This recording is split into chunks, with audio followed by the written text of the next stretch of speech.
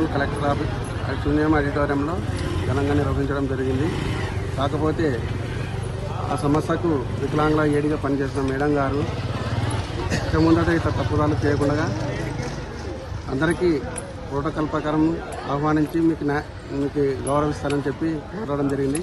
మేము సంతోషంగా ఆమెను గౌరవించాము.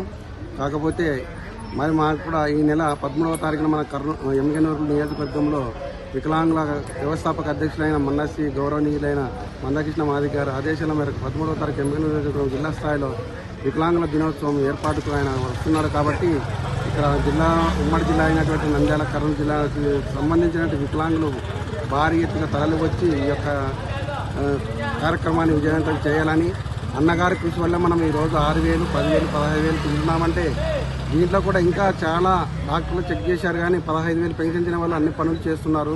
వాళ్ళని మరి డాక్టర్లు ఏ విధంగా ప్రోత్సహించి మరి వాళ్ళు మరీ ఇంజనీర్గా ప్రకటించి చేశారో అలాంటి వాళ్ళకి మరీ వెరిఫికేషన్ చేసి మాకు న్యాయం చేయాలని ప్రభుత్వం పంపిస్తే ఈ డాక్టర్ల వల్ల నిర్లక్ష్యమో ఏమో కానీ మాకు నిజమైన వికలాంగులకి పర్సెంటేజ్లు తగ్గించి అన్యాయంగా వికలాంగులు కాని వారికి పర్సెంటేజ్లు ఎక్కువ వేస్తూ వాళ్ళని మరీ యథావిధిగా కొనసాగిస్తున్నారు. ప్రభుత్వానికి ఇంత భారీగా నష్టం చేస్తున్నారు. కాబట్టి డాక్టర్లను మీరు కూటమి ప్రభుత్వం ఎందుకు వాళ్ళని నిర్ణయించిందంటే మీరు వాళ్ళని క్షుణ్ణంగా పరిశీలించి ప్రభుత్వానికి గండి కొట్టకుండా నిధులను న్యాయమైన వికలాంగులకి చేకూరేటట్లు చేయాలని పంపిస్తే గతంలో 2010లో 3 డాక్టర్లు ఎంక్వైరీ చేస్తే ఇప్పుడు ఉన్న ప్రభుత్వంలో ఒకటే డాక్టర్ వచ్చి 3 సంతకాలు కనపరుస్తూ పర్సెంటేజ్లు తగ్గిస్తూ వికలాంగులకు ఏ ప్రభుత్వ పథకాలకు అర్హులు కాకుండా చేశారని మా వికలాంగులు చాలా బాధపడుతూ భారీ ఎత్తుగా కూడా ధర్నా చేయడం జరిగినది. దీన్ని మరీ చొరవ తీసుకొని గతంలో ఉన్న ప్రభుత్వం ఇచ్చిన 2010 పర్సెంటేజ్ ప్రకారమే మాకు యథావిధిగా కొనసాగాలి. ఎందుకంటే మా వికలత్వం అనేది మరి మారదు. మరి డాక్టర్లు మరి ఎందుకు తగ్గించినట్లు ఏదో వాళ్ళకి పెరాలసిస్ అట్లా వచ్చిన వాళ్ళకి ఏదన్నా బాగా నయమైతే వాళ్ళకి పర్సెంటేజ్లు తగ్గిస్తారే కానీ గతంలో ఇచ్చిన వికలాంగుల సర్టిఫికేట్ ఎక్కడ మారవు. కాబట్టి అవి మాకు కలెక్టర్ గారు కూడా ఈ మీటింగ్ సందర్భంగా తెలియజేశారు. మరి ఏదన్నా తప్పు దావాలు జరిగింటే వాళ్ళకి యథావిధిగా పాత పర్సెంటేజ్లో కొనసాగేటట్ల న్యాయం చేస్తానని కూడా మనకి ఈ సభాముఖంగా తెలియజేశారు. ఇట్లు నా పేరు బీసీ సోమన్న, కర్నూలు జిల్లా అధ్యక్షుడు, వికలాంగుల హక్కుల పోరాట సమితి. 56వ అంతర్జాతీయ విభిన్న ప్రతిభావంతుల దినోత్సవం సందర్భంగా మేము ప్రధానంగా కొన్ని డిమాండ్లు రిప్రజెంటేషన్ ఇవ్వడం జరిగింది మన గౌరవ కలెక్టర్ కర్నూలు జిల్లా మేడం గారికి.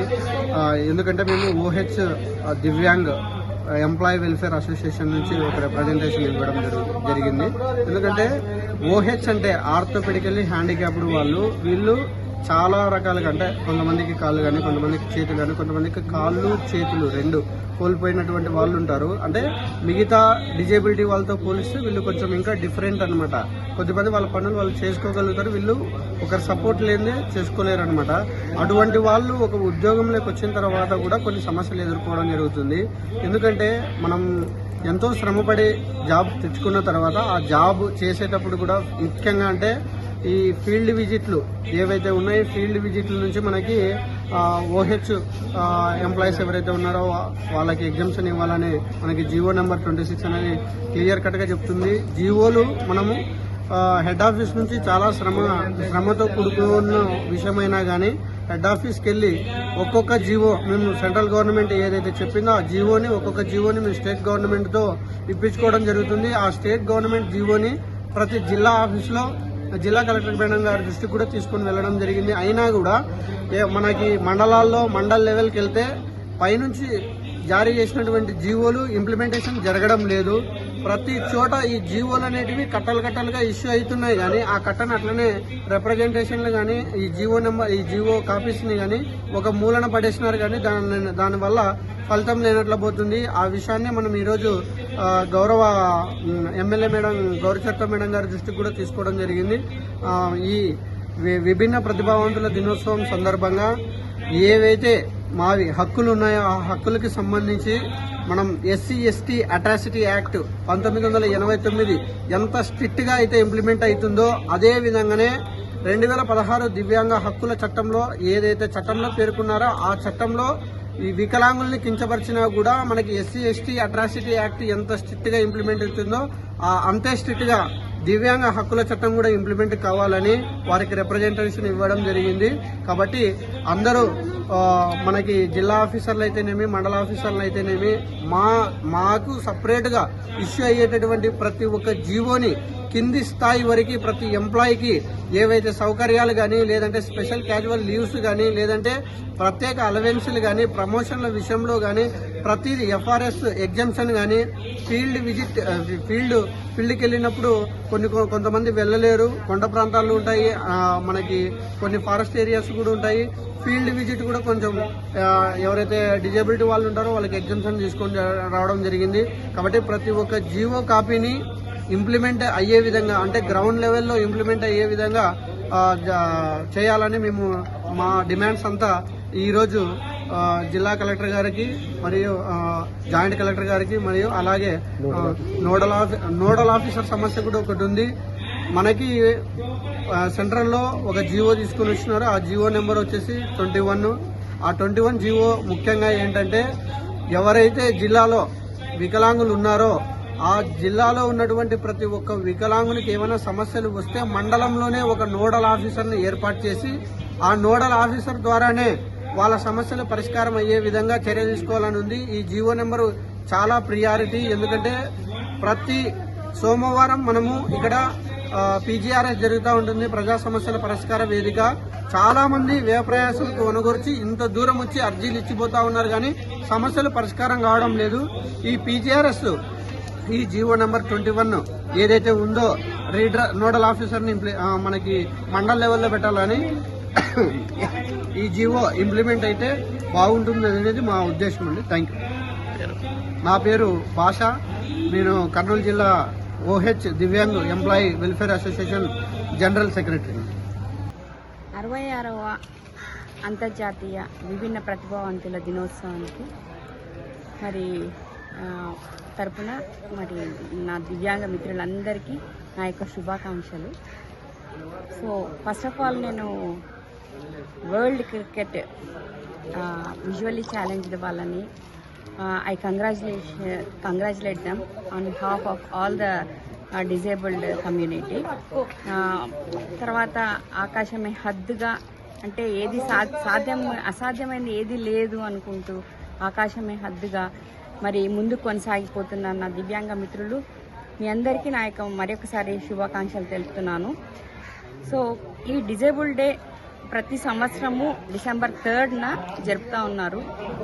ఫైన్, బాగానే ఉంది. కానీ ప్రతి సంవత్సరము మరి ఈ యొక్క డిజేబుల్ డే తరపున మరి వచ్చిన పెద్దలు కానీ లేకపోతే దివ్యాంగ మిత్రులు కానీ వాళ్ళ యొక్క ప్రాబ్లమ్స్ అన్నిటినీ చెప్తున్నారు కానీ ఆ యొక్క ప్రాబ్లమ్స్కి సొల్యూషన్ అనేది ఇంతవరకు మరి హోల్ హార్టెడ్గా అది జరగడం లేదు. ఇంకా నాలాంటి డిజేబుల్డ్ వాళ్ళు, అంటే మొత్తము 90% 100% డిజేబుల్డ్ వీల్ చైర్లో ఉండే వాళ్ళు చాలామంది ఇంకా కింద ప్రాకుతూనే కనిపిస్తున్నారు. అది చూసినప్పుడంతా నా గుండె గాయం అయిపోతా ఉంది. వాళ్ళకి నేను ఏ విధంగా చేయాలి అంటే నా ఒక్కదాంతో అవుతుందా కాదు, నా సరిపోయినంత వరకు నేను కొంతమందికి ఏమైనా సాయం చేయగలుగుతున్నానేమో, కానీ చాలా మందికి ఆ కనీసం మినిమం వీల్ చైర్ మనం ప్రొవైడ్ చేయలేకపోతున్నాము. ఇది గవర్నమెంట్ దృష్టికి తీసుకెళ్లాలని నేను మనస్ఫూర్తిగా మీ టీవీ తరఫున కోరుకుంటున్నాను. తర్వాత చాలా ప్రాబ్లమ్స్ ఉన్నాయి. నేను నా పేరు doctor grace celestial, first introduce చేసుకోవాల్సింది. అయినప్పటికీ నేను ఆయుష్ మెడికల్ ఆఫీసర్గా పనిచేస్తున్నాను. మరి మాకు డిజేబుల్డ్ ఆర్థోపెడికల్లీ హ్యాండిక్యాప్డ్ వాళ్ళు కానీ విజువల్లీ హ్యాండిక్యాప్డ్ ఎన్ని రకాలుగా మరి 6 types ఆఫ్ డిజేబుల్డ్ పీపుల్ ఉంటున్నారు. వాళ్ళల్లో ఎవరికి తగ్గ ప్రాబ్లమ్స్ వాళ్ళకు ఉన్నాయి. తర్వాత ఎంప్లాయీస్గా మేము సఫర్ అవుతున్న ప్రాబ్లమ్స్ చాలా ఉన్నాయి. మాకు ప్రమోషన్స్లో మాకు ఆ యొక్క పర్సంటేజ్ 4% రిజర్వేషన్ని దాన్ని ఇంప్లిమెంట్ చేయడం లేదు. తర్వాత ఎఫ్ఆర్ఎస్ ప్రాబ్లం కూడా ఒకటి ఉంటున్నది. ఎంత కష్టపడి మేము మా యొక్క ప్లేసెస్కి వెళ్లాల్సి వస్తుంది. మాకు అటెండెన్స్ ఉండాలి, వాళ్ళు తీసుకొని వెళ్తేనే మేము కరెక్ట్ టైంకి అటెండ్ కాగలము.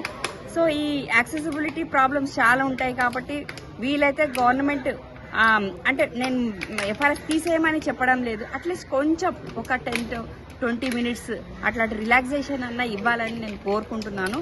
సో మేము అంటే ఒక వైకల్యంతో బాధపడుతున్నా కూడా మేము మా యొక్క ఈ కిందికి పడతాం కొంచెం ఈ ఇంత అంటే డిజబిలిటీస్ ఉన్నా కూడా వాటిని మేము కేర్ చేయకుండా మరి ఎంతో మా వంతు మేము చాలా కృషి చేసి మేము సేవ చేస్తున్నాము గవర్నమెంట్ ఎంప్లాయీస్గా.